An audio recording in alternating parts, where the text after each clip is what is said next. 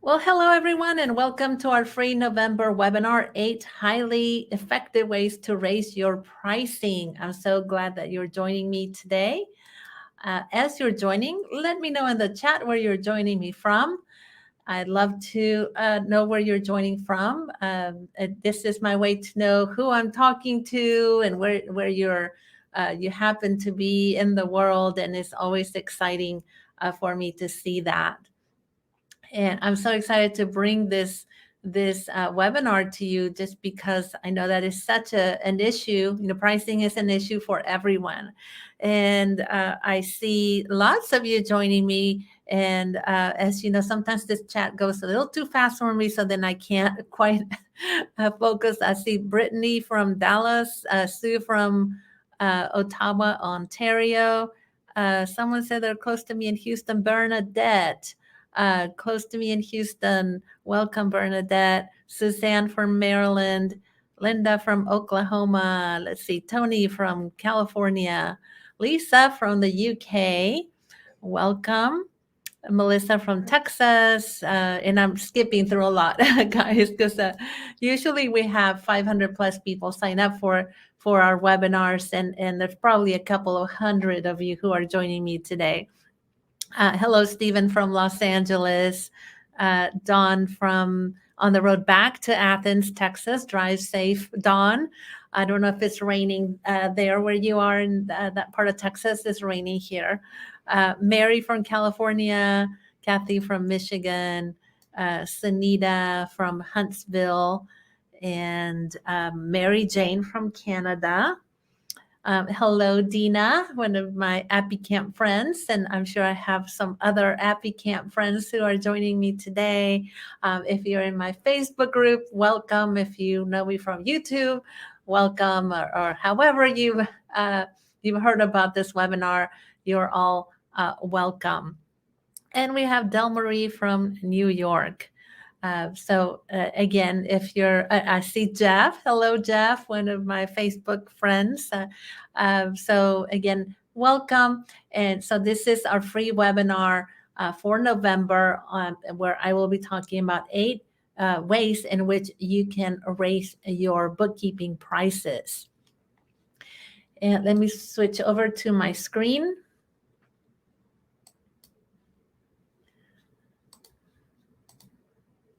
All right, there we go.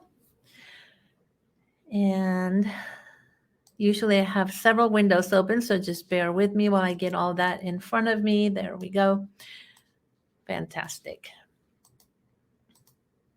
All right, so in case you don't know who I am, my name is Veronica Wasek, and I am the founder of the 5MB Academy, where I teach virtual bookkeepers to become confident business owners. I'm the CEO and founder of VM Wasek, where we specialize in accounting, bookkeeping, and consulting for Shopify sellers. I have the 5-Minute Bookkeeping YouTube channel and blog, and I am also the founder of the 5-Minute Bookkeeping community on Facebook. I am a top 10 and top 100 QuickBooks Pro advisor, a certified public accountant, and also advanced certified in QuickBooks Online. I live in Sugar Land, Texas, right outside of Houston, Texas. And then you can follow me on Instagram at 5-Minute Bookkeeping. You can also follow my personal profile on Facebook, where if depending on the content that I post, I share some of that content out to people who follow me on Facebook as well. My husband and I made our dream come true last year to own land. So we are the very proud and thankful owners of a 90-acre farm and a ranch in Hallettsville, Texas. It's about an hour and a half away from where we live, and we love it out there. We're there every Friday and Saturday is where we are, and we have beautiful trees and 100-year-old camp house, lovely sunsets, and we, as I said, we love it. And my accounting business has allowed me to allowed my husband and I to be able to invest in a farm and a ranch just over the years of working hard. I started with no clients, no money, no nothing, built a team, and have done, I think, at least a lot of things to differentiate myself and my business, and really followed my passion to do what I do now. And then this is the reward, which in my opinion is a great reward, and we're very thankful for it. Some administrative announcements. All content, handouts, recordings, and such that I will share with you are under copyright, so you may not record this webinar. We will provide you a recording of the webinar that you can watch. It will be emailed to you, and we'll also include the link to the handout. In your webinar window, there should be a tab that has the handout for you to download. But if you don't see it, don't worry about it. We will send the recording and the handout.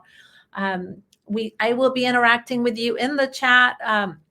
My team member, Jessie Harris, will also be along with me to help me to moderate the chat and the questions. But if you have a question, go ahead and put it in the Q&A tab so that I can then answer your questions at the end of the webinar. Our agenda today. How your attitudes about pricing are holding you back, techniques for communicating your value, how you can raise prices every single year, what to say to clients when you're raising their prices, and attracting and qualifying clients who are willing and able to pay for the value that you provide. So let's go ahead and get started. So we have some problems as an industry. We're grossly undercharging for our services. We avoid having conversations with clients about price because we don't like confrontation. We're afraid of undercharging or sometimes even overcharging, and we keep competing on price. So when it comes to pricing, we're dealing with a lot of emotions, many of them around fear, which all of these issues and all of these challenges lead to us really not differentiating ourselves. So we lack differentiation. And so because we don't know what to do with our pricing, we keep competing on price, and we basically keep propagating the problem of clients trying to then find the lowest paid bookkeeper to work with. So let's start with the first way in which we can raise prices. First of all, we have to change our attitudes about pricing. Let me know in the chat what words or emotions come to mind when you think about pricing your services. So let me know what words or emotions come to mind when you think about pricing your services. I know for me, initially it was just fear and anxiety, maybe feeling like I was doing it all wrong, thinking I'm going to undercharge. And let me see what people are saying in the chat. Carol, oh, thank you, Carol. But Carol says she got my diagnostic review course. Thank you, Carol. So Stephen thinks quality. Ori, fear and anxiety. Terry says uncomfortable. And by the way, I'm going to not read your name because otherwise I'll spend a lot of time. So I'm just going to read your answers. Ick, so fear, more fear, expertise, apprehension, challenges, anxiety. I know how you feel, confusion, ugh, like, I don't want to deal with pricing, confidence, lack of confidence, angst, anxiety, panic, guilt, fear. So there's a lot of answers about fear, providing value. So I like that. So some of us are going to negative and emotion. The emotions are negative, and in us says headache. I know what you mean. And then others of us are thinking more positively of, well, value, providing quality. But I would say for the most part that there are negative emotions around pricing.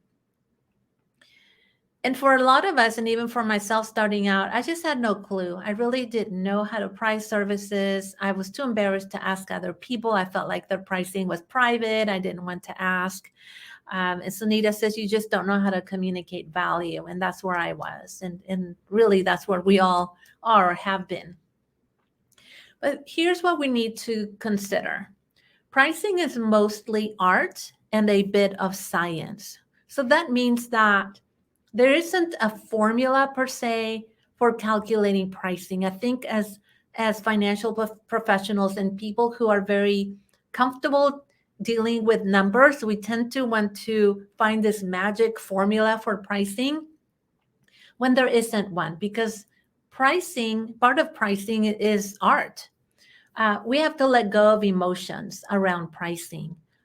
We get very nervous and fearful around talking to people about pricing.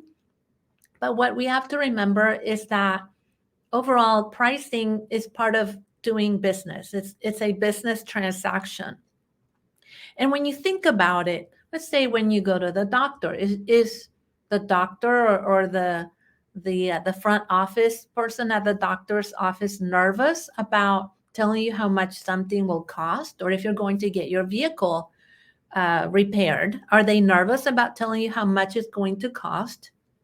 Even if you're working with an attorney, they're not scared to tell you that they're going to charge you $500 an hour or whatever it is. And so we need to let go of the emotions around price and just consider that it's just the price of working with another business owner. And it is just part of doing business. But here's something, and I always put the big takeaways are in the red letters. Okay, guys. So, number one takeaway here, your biggest pricing mistakes will lead to your most profitable lessons. And so we need to allow ourselves and give ourselves permission to make pricing mistakes. I know I've made my share of pricing mistakes. I have underpriced. I still probably underprice at times, but we have to understand that it's part of our business journey and we will make pricing mistakes. But then having the attitude of what can I learn from that pricing mistake? Because the lessons that you get from making any kind of business mistake, really, including pricing, the lessons will more than pay for themselves if you then look at it that way. If you go in with the attitude of these are lessons that I'm learning along the way and they're part of doing business, then you will have some very profitable lessons that will come out of our quote unquote mistakes. So give yourself permission to make those mistakes. And the other thing to keep in mind is that you deserve to be compensated for your hard work and for the value that you provide clients. And at my last webinar, we were talking about mindset and mindset around money. And some of you said that the way that you were raised to think about money was that, if you made money, that was a bad thing. And so for some of us, we have to give ourselves permission to be okay with, this is a business that is supposed to provide for me, for my family. It's a business that ideally would even finance the dreams that my family and I have. In the case of my husband and I, our farm and ranch. The business should then provide for it. I have worked very hard in my business, and therefore I deserve that. And so again, changing our mind about how we perceive even making money. We are deserving to be compensated for our work and for the value that we provide our clients. So here are some tips. First of all, you need to get used to saying the price for this service is, or the pricing for the service is. We want to avoid using words such as like the fee, the rate. Again, it doesn't come across as well as the price, because when you're saying the price for this is $500, it takes emotion out of it. It's just the price, right? Another thing to keep in mind is in terms of tips, remove commas from your pricing. So when you're putting a price down, say on an engagement letter, on an email, remove the commas. And so as you can see, then 5,000, just 5,000 looks better than 5,000. So remove the commas from your pricing, because visually, when you start adding the commas, there's something about the brain makes it seem like a bigger number.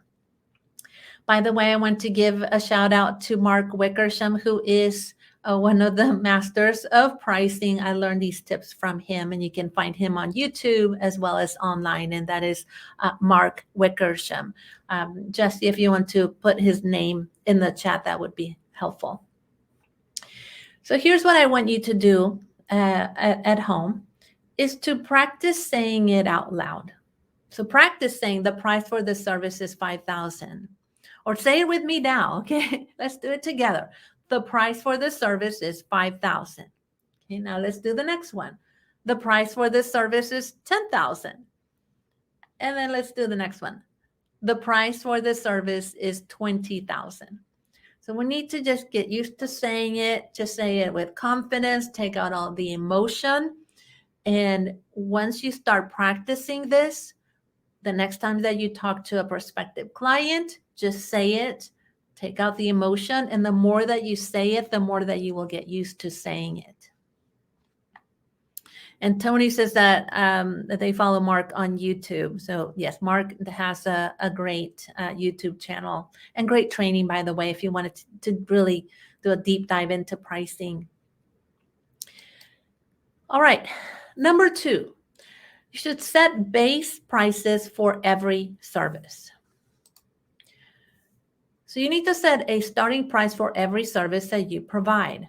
For example, my monthly bookkeeping services start at, so fill in the blank, whatever that is. So you need to make sure that whenever you're talking to a prospective client, that you are always ready to say what your minimum pricing is. So when I say base price, it means your minimum price.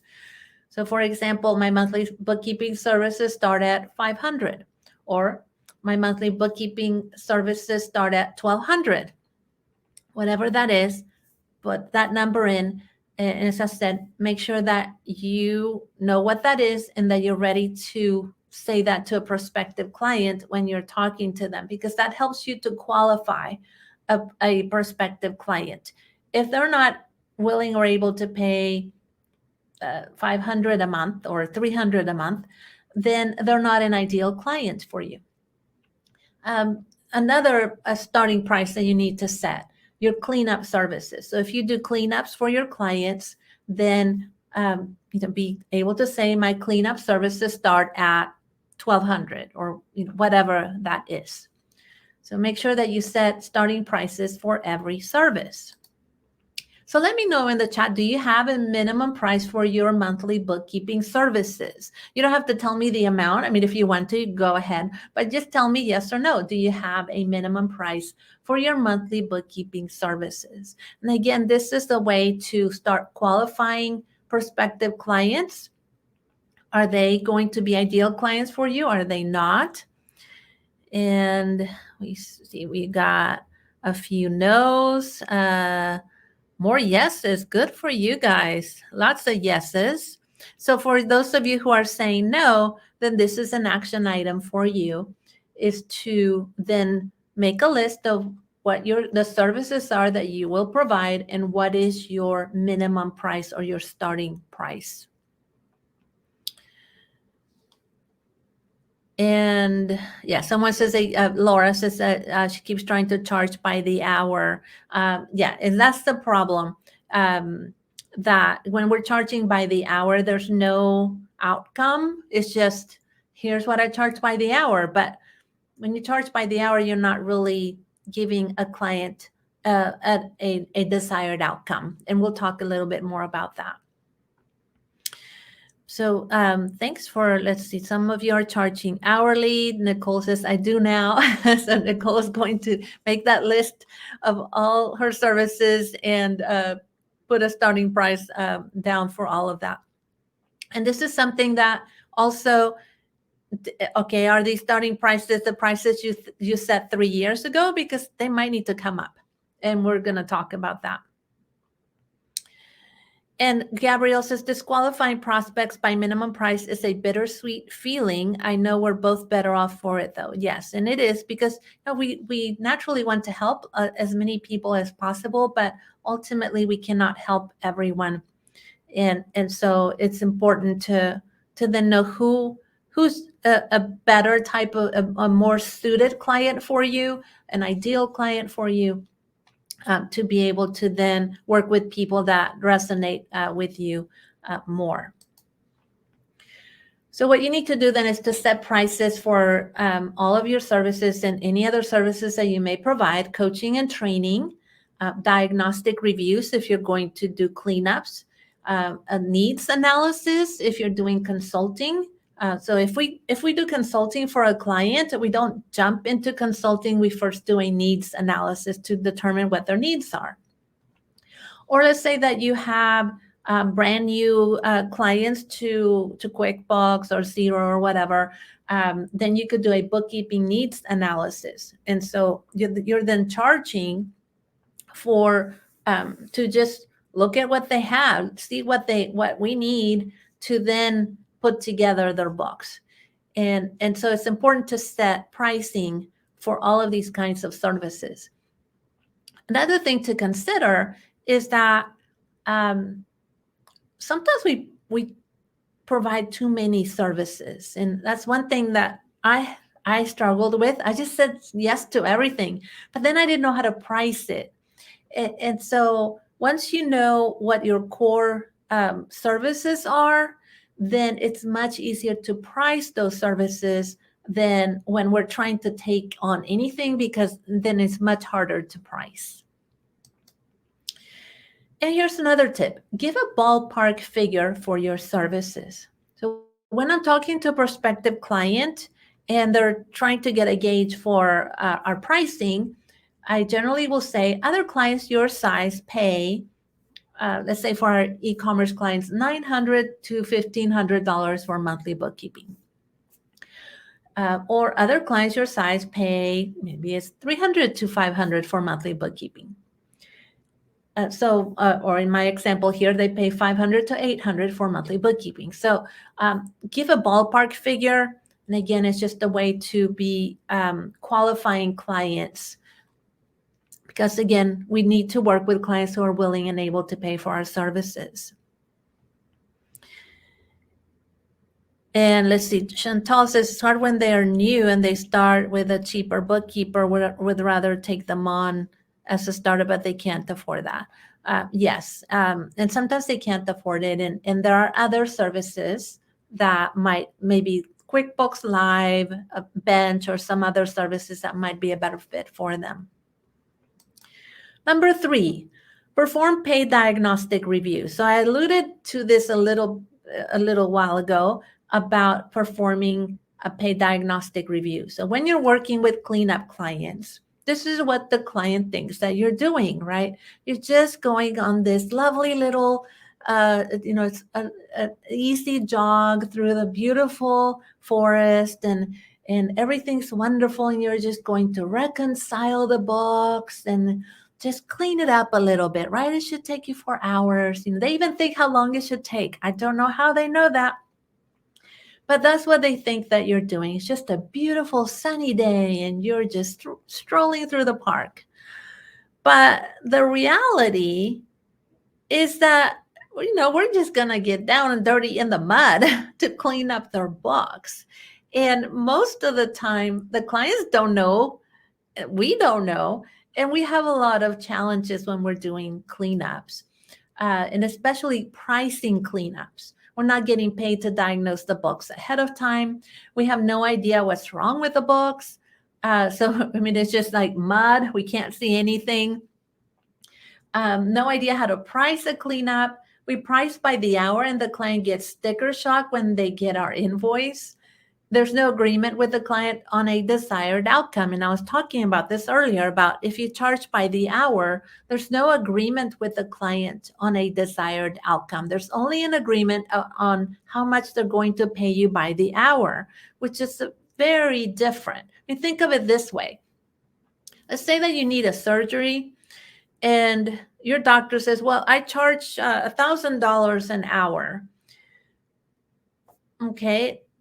Or you need the surgery and the doctor says, we're going to go in and we're going to remove the, whatever, your gallbladder stones, your gallstones, and you're going to feel better after your surgery. So it's very different from someone just saying it costs this per hour versus this is your desired outcome. So let me know in the chat, are you charging clients for a paid diagnostic review before you do a cleanup? Now, I know, I think it was Carol who said she just bought my course, so I think she'll be charging for a paid diagnostic review here shortly. But let me know in the chat if that's what you're doing.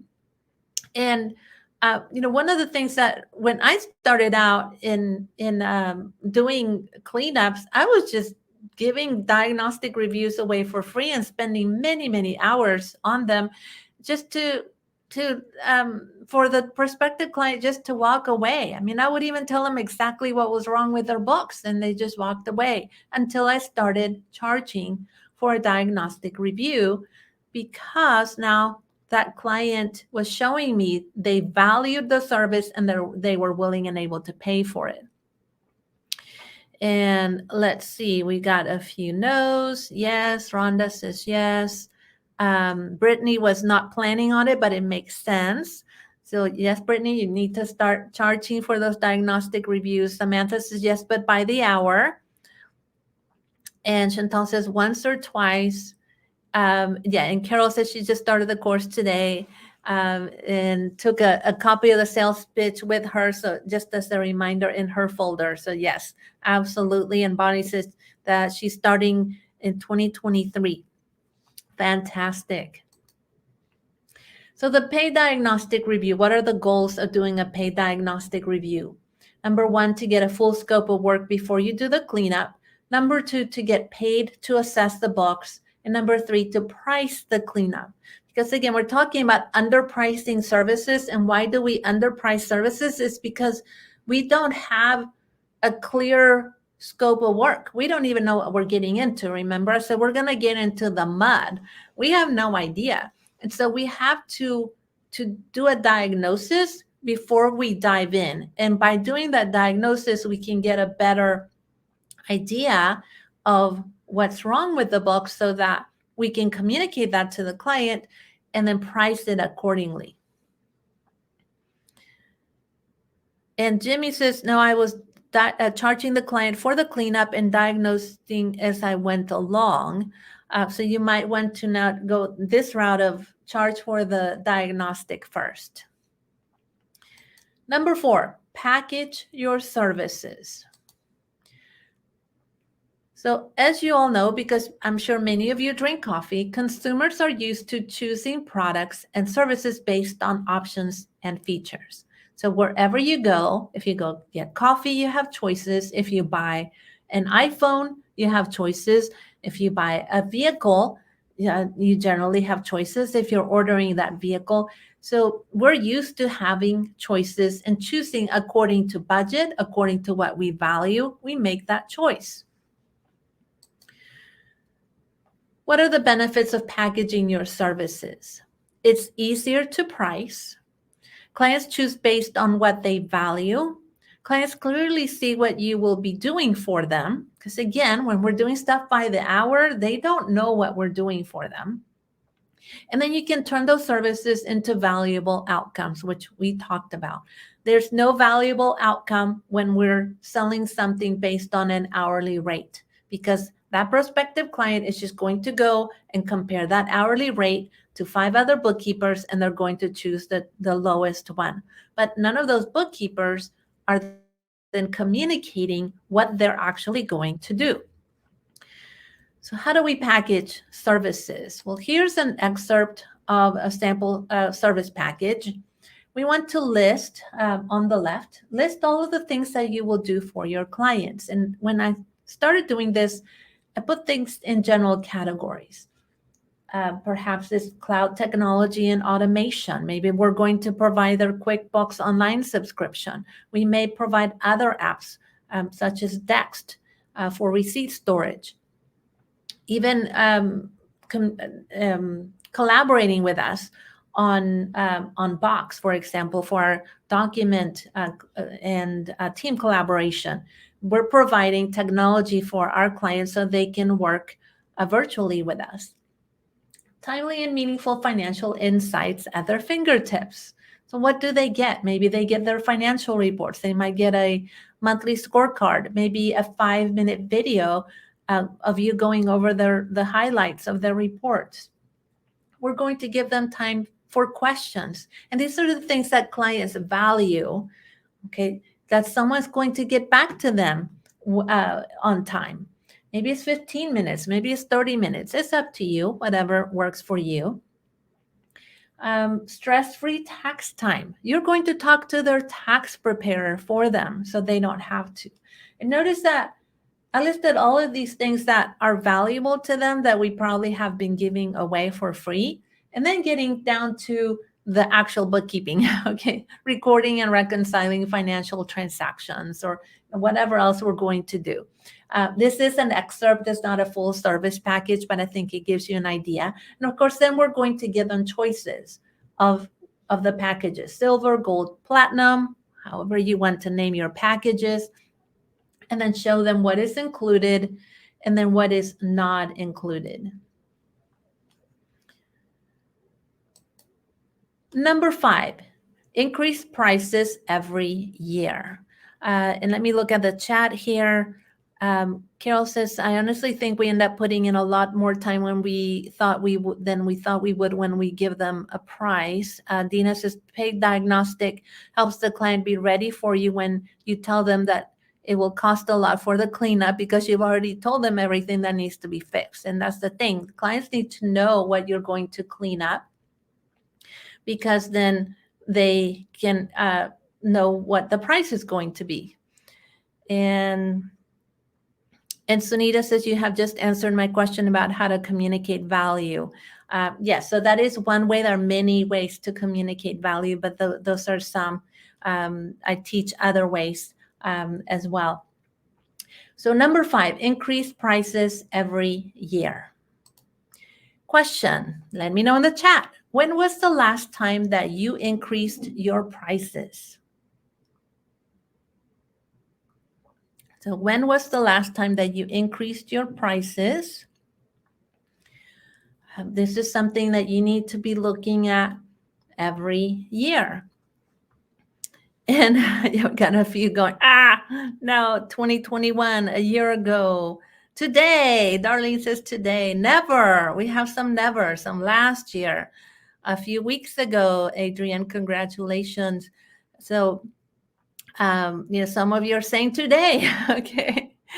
And so it is something that you need to have a recurring appointment on your calendar to be reviewing your prices every single year, if not quarterly even. We just added to our engagement letter that we will be reviewing pricing quarterly. And so it depends on the clients that you work with in the industry, but in e-commerce, things can change very drastically in one quarter. But let's see. Ina says, not for my existing clients, but I increased my minimum for new ones. And we'll talk about that for new client. We'll talk about pricing for new clients. But yes, it's very important for you to have a recurring practice of increasing your prices. And in fact, when you think about it, you have to increase your prices every year or your business is not sustainable. Why? Because of inflation? Yes. But even before we had inflation, you need to be increasing your prices every year. Because let's say that you're paying employees, you have to give them raises. So you have to raise your prices. You have to be able to pay yourself. You deserve a raise as well. Even just from the standpoint of taking a business where it's just you to adding employees, if your pricing doesn't accommodate for you to be able to hire employees or contractors and still get a profit, then you don't have a sustainable business. So you have to raise prices every year. And I know some of you want to cringe because it's hard enough talking about pricing now. Now I'm forcing you to do it every year, but that's the reality. And by the way, when we go to the gas station and if prices go up, are they scared that you're going to drive by and not buy gas from them? No. I was just even looking at a restaurant menu and saying that, hey, my favorite dish, that was $16 last time and now it's $17.50. Their prices went up. I still bought my favorite dish. Okay. So everybody is doing it. We have to do it, especially now in the economic conditions that we have. So how do we talk to clients about moving them from hourly to fixed? So some of you I know are charging hourly to your clients. And so how do we do that? Okay. So to move clients from hourly to fixed price, I'm giving you the words that you need to say to your client. So make sure that you have this in front of you when you're talking to them. So here's what you can say. I have changed my business model, and effective January 1, 2023, I will be moving all clients from hourly pricing to fixed pricing. This will greatly benefit you, and meaning the client, since you will know exactly how much you will be paying each month. This will enable me to focus on providing value rather than focusing on how long it takes to complete a task. Based on your specific needs, I have put together these service packages for you to choose from. And then you can show them the service packages that you put together for them. So it's very simple. Again, there's no emotion here. I'm sorry, but it's just I've changed my business model. I'm moving all my clients to fixed pricing. This is the benefit to the client. Actually, two benefits. They know exactly how much they're going to be paying you, and then you can focus on providing value rather than how long it takes to complete a task. And then you give them choices for the service packages. Another phrase that I used in the past when I was moving some clients from hourly to fixed, or even just increasing pricing, was to tell them that my current pricing does not reflect the value that they are receiving. So you might use that as well. So our current pricing does not reflect the value that you're receiving. And then again, talk to them and go over their new pricing and service packages. So if I was then showing the client that service package, then I will say, well, here are the choices. We have a package, silver, gold, and platinum. The pricing for the silver package is $400. The pricing for the gold package is $550, and the pricing for the platinum package is $825. So again, very matter-of-factly, and of course, tell them what the packages include and go over that with them so they can choose. Another thing that we want to do, let me see, Anna says, do all clients receive the same pricing package offers, or can they be modified client to client? I do like to modify packages for my clients, and that's why I was saying based on your specific needs. So we want to make sure that we are giving the client something that suits their needs. And so you might need to have a conversation even about what their needs are so that you can put a package together for them. All right. So how do you increase prices every year? First of all, you need to use service agreements or engagement letters. They're the same thing. I just sometimes call them service agreements, and other times I call them engagement letters. But it's basically a contract between you and your client, listing what you will be doing for them and what the pricing is and what the payment terms are for your services. You need to renew your engagement letters every single year. My professional liability insurance basically makes me renew every year. I have to do it for my insurance. So even from the standpoint of of renewing service agreements or engagement letters every year.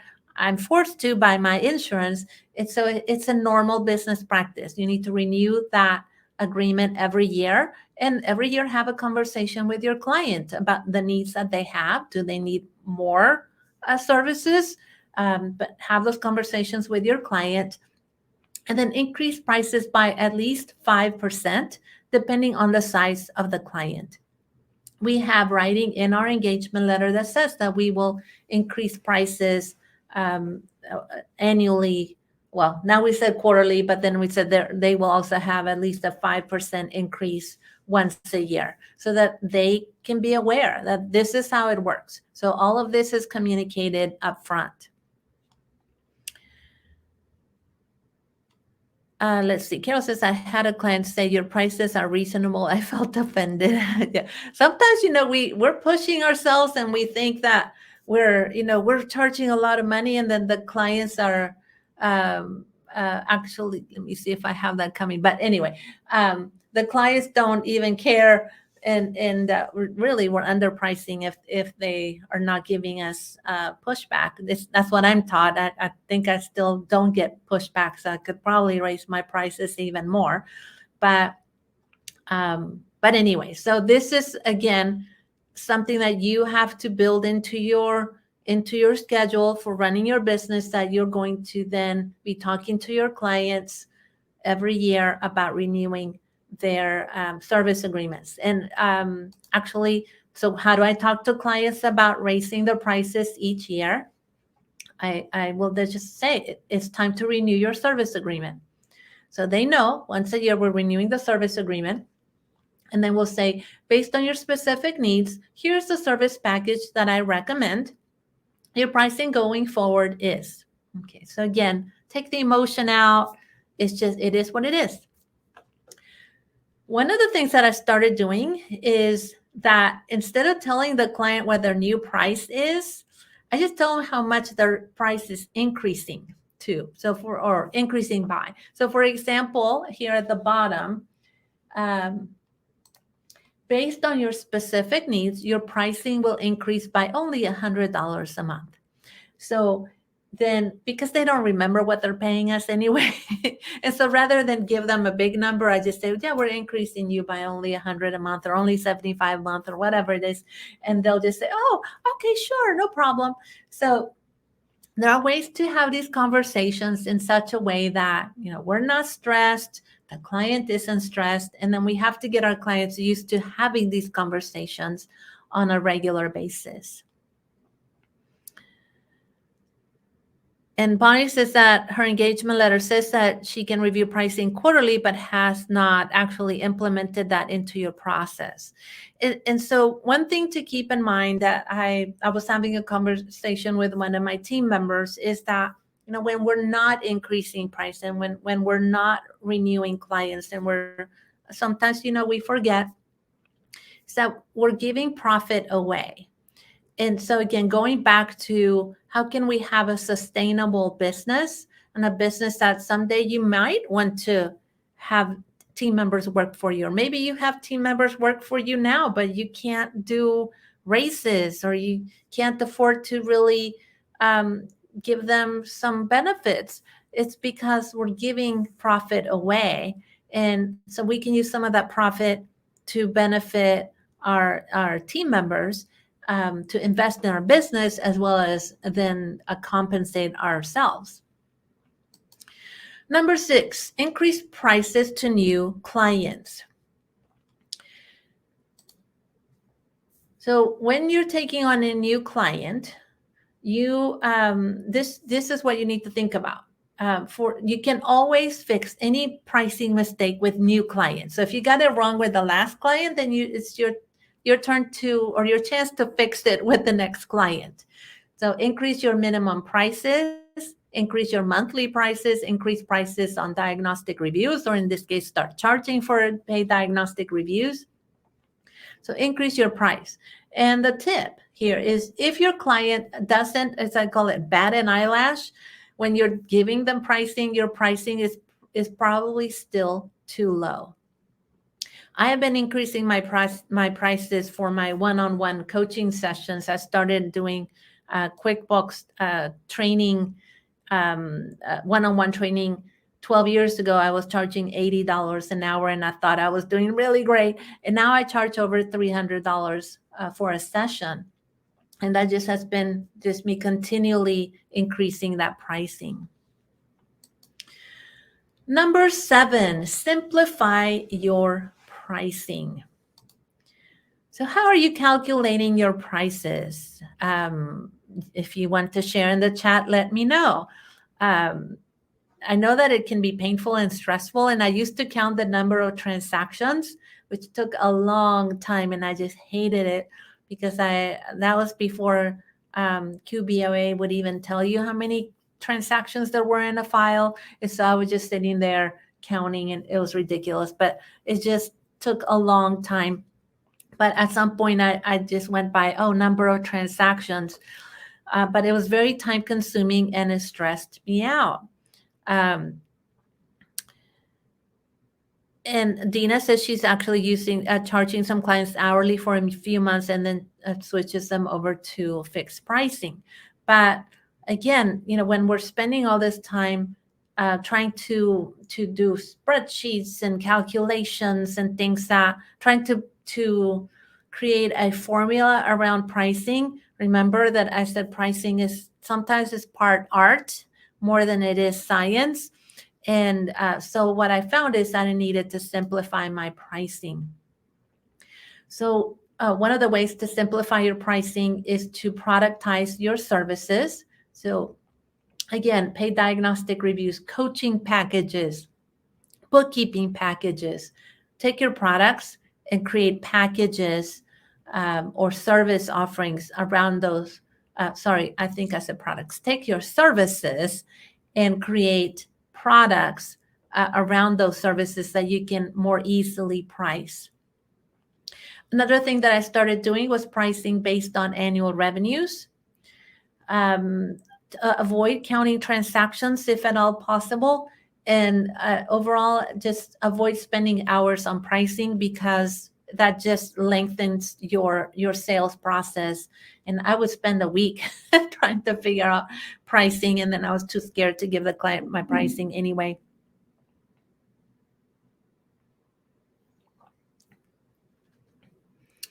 So Jimmy says, I spent 3 hours so far with one client this year, while I have spent at least 500 hours with another. How can I come up with a price that captures that range? Well, yeah, and you have to base it dependent on the client, on complexity. So, I mean, there are some of these strategies that I'm showing you are just starting points to come up with some base pricing. But then obviously, if you have clients where the complexity is higher, you have to increase your pricing. So for example, with our Shopify clients, Shopify accounting is a much more complex method of doing accounting, and our prices reflect that. So what are some ways to calculate pricing for if you're a beginner, maybe starting out, to look at how long will it take to do something? Another is volume of transactions, or the types of transactions and work done. One tip that I learned from Michelle Long, that you could then estimate 1 minute per transaction. I actually, that worked, but then I had to count transactions, which I got tired of. And then percentage of revenues for monthly services, using 1 to 3% of annual revenues as a base for determining pricing, and then considering the complexity of what you're doing, your niche, and the value that you're providing. And number 8, fix your marketing. When I started out, I had to cast this very wide net, because I thought, I have no money, I have no clients, I've got to get some clients in here. And so I thought I need to cast a very wide net. And so as a result, I was just working with any client for any service for any price, because I thought that's what I was supposed to do, right? But that leads to us getting stuck in this cycle. So we lack clarity into who an ideal client is and what our value is. We don't know what that is. And therefore, we start sending the wrong marketing messages, which leads to us finding bad clients who then pay low prices. And then we get stuck again with, well, we can't figure out why we can't find good clients. And we keep sending the wrong marketing messages. We get bad clients, low prices, and ultimately we get stuck in this cycle of competing with others, of clients choosing the lowest hourly rate because they don't know how else to choose. Well, because we're not differentiating ourselves. And all of this led to frustration. So let me know in the chat, are you frustrated with the types of clients that you're getting? I know I was very frustrated because I just couldn't figure out, why do I keep getting these bad clients? And again, I was stuck in the cycle of just wrong message, bad clients, bad pricing. And that led me to really start thinking about marketing. And really, I didn't want to do marketing when I started out. I was scared of marketing. I didn't want to talk to people that I didn't know. But I decided that I would learn everything I could about marketing, because marketing is a skill that you can learn. Yes, and we have lots of yeses of you're frustrated. Bria says my ex-husband and his cheap friends. But we all we all have an ideal client that we would like to work with. We may not know how to find that client or how to communicate the value that we provide clients. And I had that same frustration. So I thought, I'm just going to learn everything that I can about marketing, because marketing is a skill that you can learn. And as I started learning more and more about marketing, and then implementing what I had learned, I came up with a system. The system is a 3-step marketing system to clarify, amplify, and convert. And the first step is to clarify your marketing message, to clarify who you are, clarify what your brand is, your value, understanding what your value is, and knowing who your ideal client is, finding a niche, really clarifying your message. Who do you help? What do you help them to do? And most importantly, clarifying your call to action. What do you want that prospective client to do after they engage with your marketing?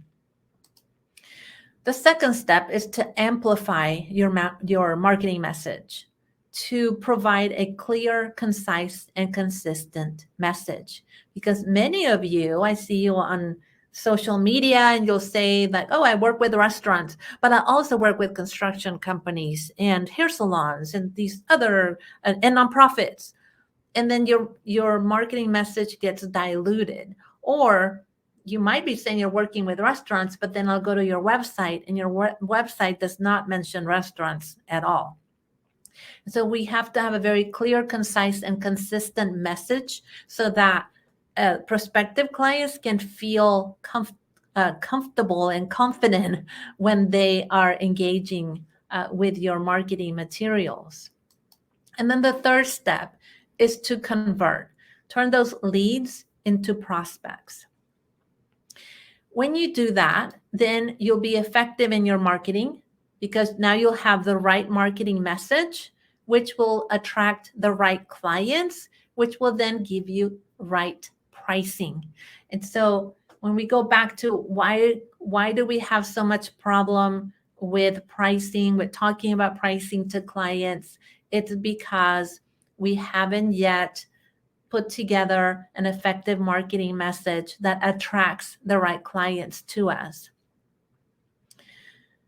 So our takeaways for today, we talked about 8 effective ways to raise your prices. Number 1, change your attitudes about pricing. Number 2, set base prices for every service. Number 3, perform paid diagnostic reviews. Number 4, package your services Number 5, increase prices every year. Number 6, increase prices to new clients.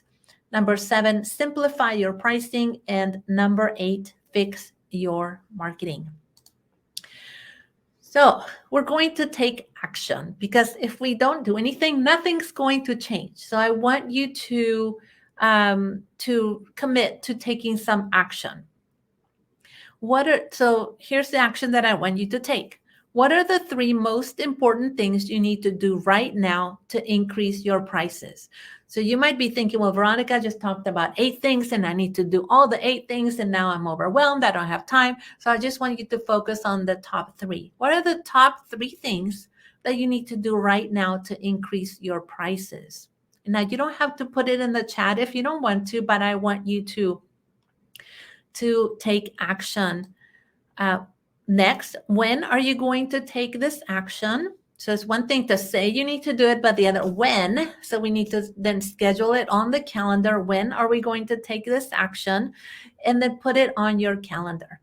So make some appointments on your calendar to take action on the 3 most important things that you need to do to increase your prices. So for example, if your number 1 thing is that I need to move away from hourly to fixed pricing, great. Well, I think the first thing is then you need to start putting together your service packages. So start putting together some base service packages and come up with the base pricing for those service packages.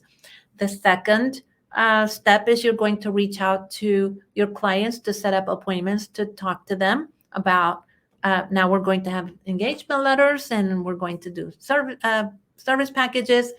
And then number 3, to come up with specific pricing for each of your clients.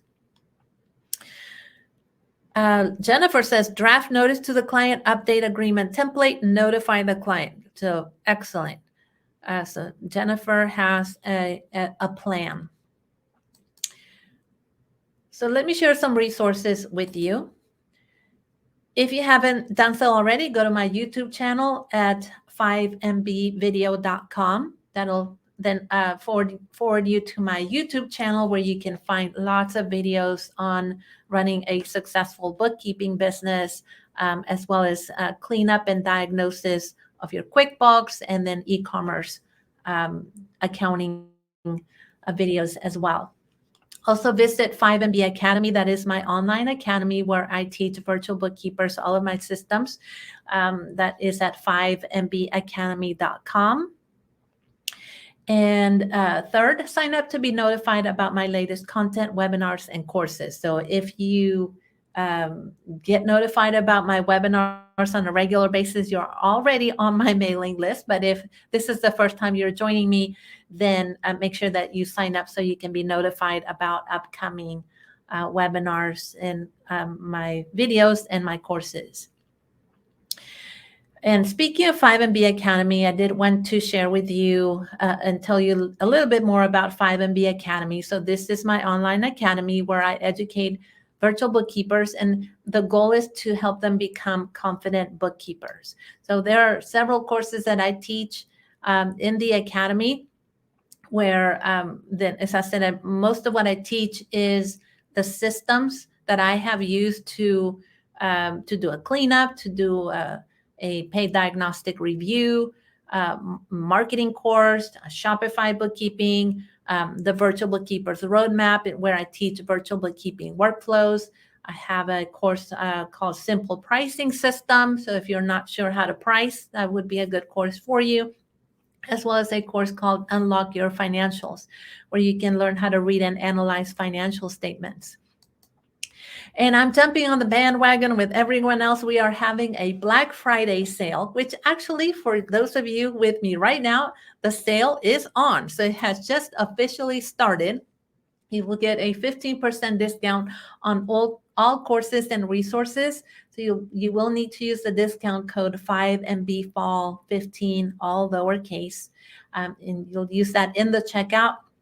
So the sale has started officially for all of you who are attending this webinar, and the sale will end on Monday, the 28th at 11:59 p.m. Central Standard Time. Jessie will, or she has shared the link already to the Academy.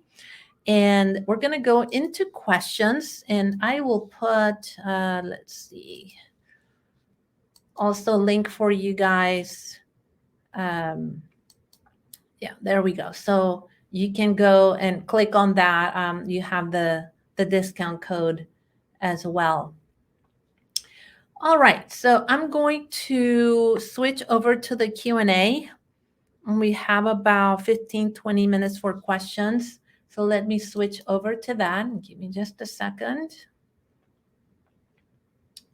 Present, share screen. All right.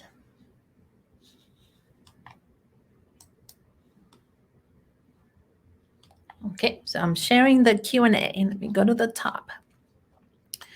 So let's see what we have.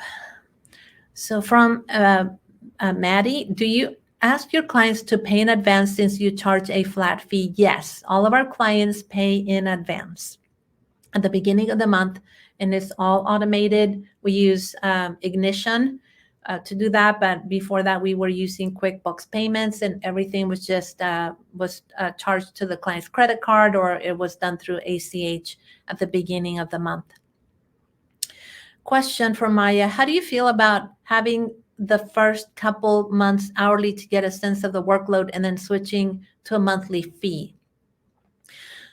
I've never done it that way, but I know that some people do. I think that if this is going to help you to work with clients, I would do it for a short period of time, meaning that this would not be my ongoing long-term solution. And the reason is because at some point you need to start charging more for the value that you provide. And so when, let's say that it takes me 2 hours to do something, and maybe I'm charging $50 an hour, and that's $100, okay? But really the value I'm providing might be worth $500 a month. And so at some point we need to start considering the value that we provide and start charging accordingly. But if this is the way that where you need to get started to at least feel like you're doing something and moving toward that, then I would say it's okay. But again, keep in mind that sometimes the number of hours that we take on a client are not representative of the value, nor do they take into consideration the time that you're spending onboarding, as well as all of the administrative time that you have working with a client. Sunita says, I am doing a review for another bookkeeping firm. It takes years of education and experience to do that, but how do I determine price for that? And if you're talking, can you maybe tell me, Sunita, is this a diagnostic review? Or are we talking about a financial statement review? If we're talking a diagnostic review you're doing for another bookkeeping firm, I would just, I do teach in my course the paid diagnostic review to just have a flat price for the diagnostic review depending on the number of months that you're reviewing or the revenues that they have. I think I started charging for diagnostic reviews using $500 as a base price for reviewing a full year, and then going up from there. Maddie says, what if the client asks, how did you come up with the price? I have very few clients ask me that, and I don't feel the need to get into details for that.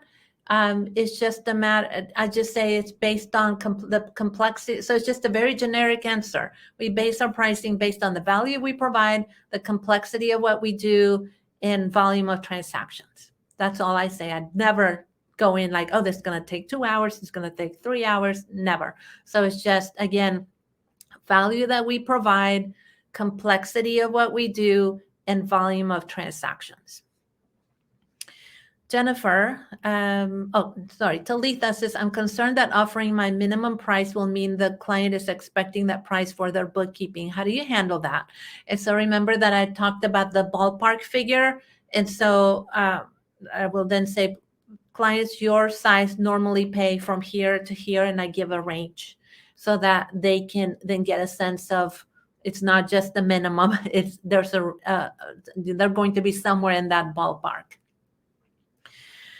Jennifer asked, do you suggest putting your starting pricing on your website? I do not, but I have started putting that into some of my marketing materials. But I would say if you're still a relatively new bookkeeper, and you still need clients to make sure that you're making a living at this, I would say do not put your starting pricing on your website. I have a more advanced sales process just because I have enough clients that support. I get paid, the team gets paid, and so I'm more picky about the clients that I take.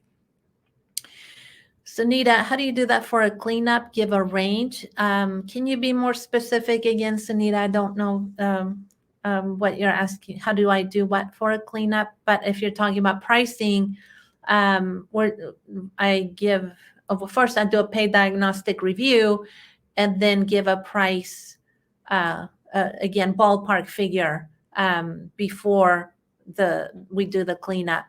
But I always, I think I'm confusing people here. I always price cleanups in advance, but in the sales process, I give clients a range. Then I do the diagnostic review, then I price the cleanup. Maddie says, renew my prices after working for a year with the client or at the beginning of the new year, after working with the client for a year. Okay, Sarah says, how does the size of the client affect the increase rate? Well, so let's say for some of our e-commerce clients where they double in revenues from one year to the next, then we're looking at then volume of transactions, especially for e-commerce clients. Then if they're selling product and they're buying a lot more product, we have more transactions to deal with. We have more complexities in dealing with their inventory. And so that's what we're looking at. Usually it's increase in revenues, because when revenues increase, generally other complexities, other volume increases as well. Rebecca says, how do you increase prices if their business is not grown or even gotten smaller? That is not your problem, Rebecca. And so if they're not growing or if they've gotten smaller, that are you doing less work? I mean, I don't know. There have been times when we have worked with clients through difficult financial situations, and perhaps I chose not to increase their price for the year, but that would be a very special situation. I would say now I would have to probably still increase prices because my cost is going up. Bernadette says, when do you send the letter notifying clients that prices will increase? I started my business this year, so they don't have a year with me yet. So I would wait until that you've worked with them for a year. But if you don't have engagement letters, you need to get those going now, because you should always have engagement letters with your clients. Now, I don't send letters to clients notifying them about price increases. I talk to them directly.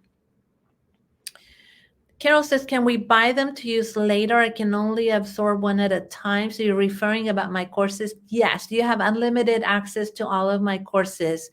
And so I only do the Black Friday sale once a year, and you don't see that discount any other time. So if you want to buy the courses, then they'll be there. Just buy them and they'll be there for you.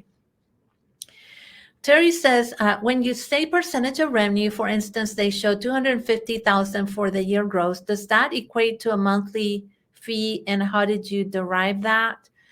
And so I'm taking the save, and I cannot do math in my head. I'm sorry. Okay. So I'm going to have to come up with a simple example. So 250,000, I'm going to use then 10% for my example, 2,500 a month. And so that's typically how I do it. So it just depends No, actually 200, no, because 2,500 is too high. Sorry. Again, I cannot do math in my head. I apologize. But basically I think I'm taking the revenues times the percent, and I believe then I have to divide it by 12. That is in my simple pricing course, and I'm sorry I don't remember the formula for that, but you can find it in the simple pricing system. Let's see. Tracy says, you mentioned that you update your service agreement with your clients every year. Do you sign anything that they give you, like their consultant's agreement? Another example, they don't like your NDA and want you to sign their NDA. Okay, so we do not give clients an NDA because it is their responsibility to give us an NDA if they so choose. So if they want to give me an NDA, then I will sign it. I've never signed a consultant's agreement. So I assume that's some sort of non-compete type and NDA type agreement. But if I need to, if I feel like it would be advantageous and if there's not anything that I would disagree with, I would sign that as well. Bernadette says, with the packages, do you take on mind also the transactions for that client? So do I consider the like maybe volume of transactions? I do not now, but I used to. And so I would sometimes say, okay, we're going to categorize transactions in the bank feed, and that's up to 250 transactions a month, and the pricing is X. So it might be something, but again, it forces you to count transactions, which I've said I've learned to simplify my pricing. And Maxwell says, do you ever price your cleanups higher than monthly to discourage them from only using you for the one-time annual cleanups? I do not. I actually price my cleanups generally about 80% of what I would charge monthly. And the reason is because our monthly pricing includes a lot more value. And so we end up pricing down. But if that were to happen, where a client would do that one time, it's not going to happen again. And so I would not take them on as a client again. I would just give them options of, here, we can do your books monthly, we can coach you, we can review your books, but we don't, we only do the cleanup the first time, and that's all. Evelyn says, if I charge $75 a month to a friend, I had been doing her books for the last 3 years and never increased the price. I'm thinking increase to $125. I don't know how to approach her, and I have a client with the same price as well. I need advice. Okay, so if you want to maintain your friend as a client, just I would probably just say that, look, let me think. I have been looking at, I have been looking at the pricing for all of my clients, and I have been charging you $75 a month for the last 3 years, and I really need to be able to increase you to be in line with my other clients, and that is $125 a month. And so again, I know it's a friend, and it's hard to do business with friends and family because you get that emotion in there. So I would just say that you need to bring her in line with your other clients. And I wouldn't get into details as to why, other than that's what it is. And then she can choose to continue or not. And if she can't, then hopefully you can refer her to someone else. Maxwell says, also, what might a price increase email to current bookkeeping clients sound like? I gave that already, I believe, in the handout. So look for the script that I gave you in the handout. And again, I don't like to raise prices via email or letter. I like to talk to clients directly about pricing. And the reason is just because, if they get an email or something, they're going to have time to think about it. And I don't want them to think about it too much. I want them to hopefully just give me a verbal, okay, yeah, let's do it. or that if they have an issue with it, we can talk about it right then and there. Jimmy says, how does one find out who is an ideal client? How do I know if an industry is a good fit to find clients? There's a lot that goes into identifying ideal clients and finding those ideal clients. I teach that in my course, Market Like an Extrovert, because there are a lot of things that you have to decide what's ideal to you. And really, ultimately, an ideal client is someone who's ideal to you, but then there are certain qualities that they need to have overall, like they need to be nice people, they need to be willing and able to pay you, they need to be collaborative. And so once we start putting that list of things that those ideal clients should have, the qualities that they should have, then you have a lot more clarity when you're talking to a prospective client about, are they really going to fit that? Or maybe, okay, we're going to take this client, they're not really as ideal as I would like them to be, but I need the money. And so at least you're making that choice rather than just take on anybody for anything. And I believe also that, Jimmy, you were asking me about then a niche, an industry niche. Again, I covered that in my course extensively about what is the different types of successful, profitable niches that you can find. Yeah, and Carol says even QuickBooks is a great niche to get into, which was my niche for quite some time. Del Marie says, where can a stamp, hold on. Okay, Brittany went to the top of the list. I don't know how these, things move around. I just go with it. Brittany says, it looks like you offer quite a few courses. Is there one package that includes all of your paid content? No. It does not. There is one course that is a bundle of the diagnostic review and the cleanup course.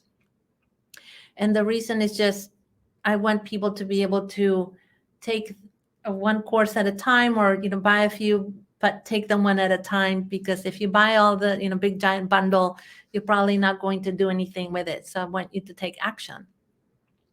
Del Marie says, where can we get a sample engagement letter agreement to provide to clients? You can get that from the free virtual bookkeepers toolbox. Jesse, if you can link that, or you can find it at 5mbacademy.com. Look for the virtual bookkeepers toolbox. Maddie says, where do I find the range that the industry of my client is paying to bookkeepers to justify my price? That is a fantastic question. Okay, so when we look at the range that people are paying, we're then competing on price. And remember, I said our biggest problem is we're not differentiating. So what you need to do is actually understand that the industry that you want to work with and their pain points, and then put together services that address those pain points. Because and again, goes back to the clarity of your marketing message. When you're talking directly to your ideal client about their specific pain points, and then the value, the solutions that you provide, and if no one else is doing that, then they're not going to go and see like, oh, well, that person is charging this and this other person is charging that. They're just going to want to work with you because you provide a specific solution to their problem. So it really has nothing to do with what other people are charging. It's just about what you charge that addresses the solution that you bring. That it's the price that you charge for the value that you provide. So I teach the marketing strategy for doing this in my course, Market Like an Extrovert. But I would encourage you to stay away from looking at what other people are charging, and especially about justifying your price. You don't have to justify your price. You need to then communicate the solution that you provide to your ideal client, so that they'll feel like you're the only one who can help them. Okay, Maxwell says, how do you feel about cold calling CPA firms to offer the value you provide via bookkeeping cleanup services? You can do that. The only thing is that CPA firms expect to pay you about a third of what they charge a client. So if you're willing to give up that profit, then you can go that route. But if you can market your services in a way that then you are attracting those clients who are having issues with their books, and now you get to get the profit that the CPA firm would have gotten otherwise, then you might want to do that. And again, I teach that in my course, Market Like an Extrovert. And let's see. Jimmy says, thank you very much for the explanation, Veronica. This is better than what I was thinking. For example, saying I work best with bricklayers and tailors just seems odd. Exactly. Your ideal client wants to know that you work with people like them, that you are familiar with their problems, and that you specialize in their industry. And Dan says, gotta run. I gotta run too. So I'm going to answer Evelyn's question. And that's all the time that I will have. So Evelyn, you lucked out. She says, any idea of pricing for the quarterly review or yearly review? Which course can you suggest to me, Veronica? So if we're talking about the client doing their own books, and then you're pricing, or rather you're reviewing or looking at the books and assessing the accuracy of their books on a quarterly or annual basis. So if I'm reviewing the books annually, I would probably default to something like the paid diagnostic review. Quarterly, same thing. I might call it something else, but the review is the same. So what I teach in the QBO paid diagnostic review course, the methodology is the same. You can call it whatever you want. You can do it quarterly, you can do it monthly, you can do it annually. It's just a matter of what you call it and how you price it. In terms of pricing, if I was reviewing a client's books, and again, it just all depends, but I don't review for less than $1,000 now if I'm reviewing a full year. But again, you have to choose what is comfortable for you. And generally speaking, if you're reviewing a client's books for a year, you're going to be doing or spending at least probably 5 hours in just doing the review, and then you have to go over it with the client. All right. Well, thank you so much, everyone. Sorry, Carol, cannot answer your questions. I'm wrapping it up. But thank you so much for joining me. Have a very happy Thanksgiving. I so enjoy being with you every month, and we will have another free webinar next month. I look forward to seeing you there. Bye, everyone.